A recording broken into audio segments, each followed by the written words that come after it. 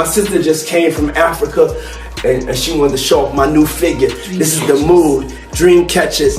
Yeah. My sister Naomi, I love you. Everything you're doing for our people. A true queen. This is our mood right here. We going to Nigeria, brother? We going to Nigeria. We going to Kenya, Ivory Coast, Senegal. Yeah! Puffy is really like my brother. He is so protective of me, and I'm the same for him. He is the kindest, the loyal, generous. We always say each other, we love each other. I'm going to see him this weekend. I'm going out west. And I'm so proud of Puff. You and Puffy are very close. Did a fashion show. I don't remember what it was. It might have been Jenny or something like that in Milan. And we were doing that fashion show backstage. And you came up to me right when I was about to walk out.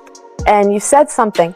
And it's so funny because it was so surreal at the time when you said it. I didn't think that you could actually say something like that. What did I say? You said something like, "You'll never be me, don't ever think that you'll be me," and something like that. I said that? Yes. When I tell y'all that things are continuing to boil in Diddy's camp, I mean exactly that.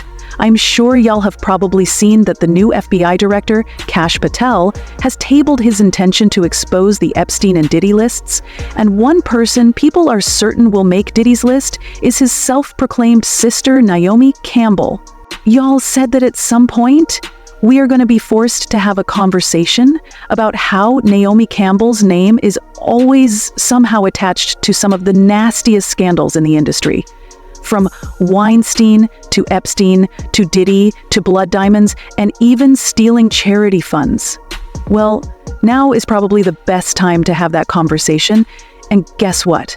Allegedly, Tyra Banks also has a few things she wants to disclose about Naomi Campbell. Well, I'm going to get to whatever is happening with Tyra and Naomi shortly, but first, let's have a look at why people are saying that Naomi Campbell should be investigated for her connection to Diddy and the role she played in his crimes.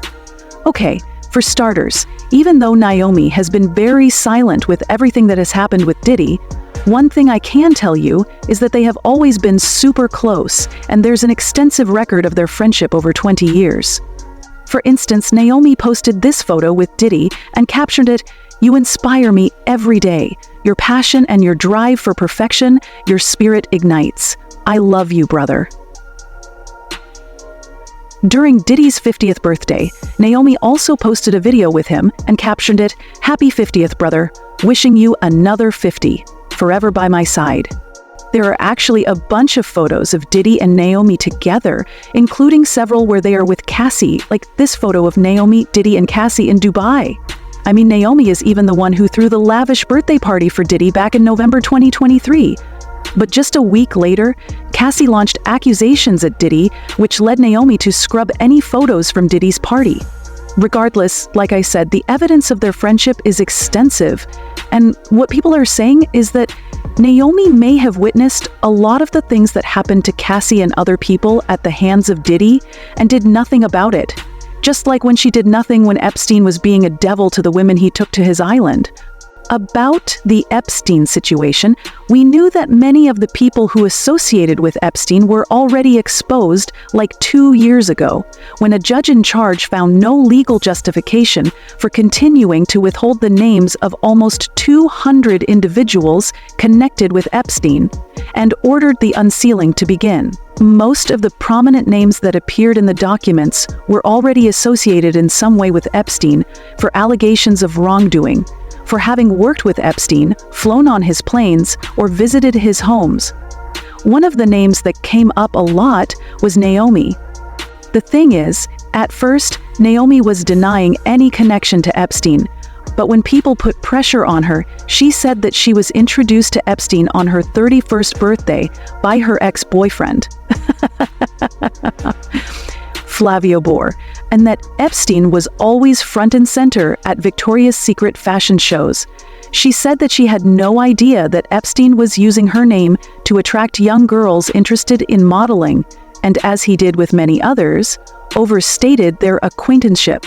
She even said that she deeply regrets having had any contact with Epstein after his conviction, and said that, despite rubbing shoulders with Epstein, who she called one of the hundreds of thousands of people that she stood next to take a picture, she was unaware of Epstein's alleged crimes at the time. Then, while defending herself, Naomi also ended her video with a statement, reading the frightening conclusion. Here is that if the negative action of your neighbor, colleague, or even an associate can somehow make you guilty too, simply by association, then we indeed live in very worrying times. This affects us all. It's wrong, it's unfair, and it must be stopped. While she may have said that she did not have any direct link to Epstein, but people said that given how much they interacted, Naomi possibly saw what was happening and did nothing about it.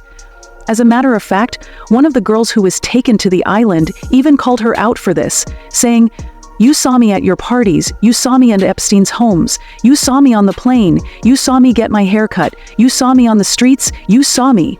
So, according to many people, she saw exactly what was going on and only defended herself when everything blew up.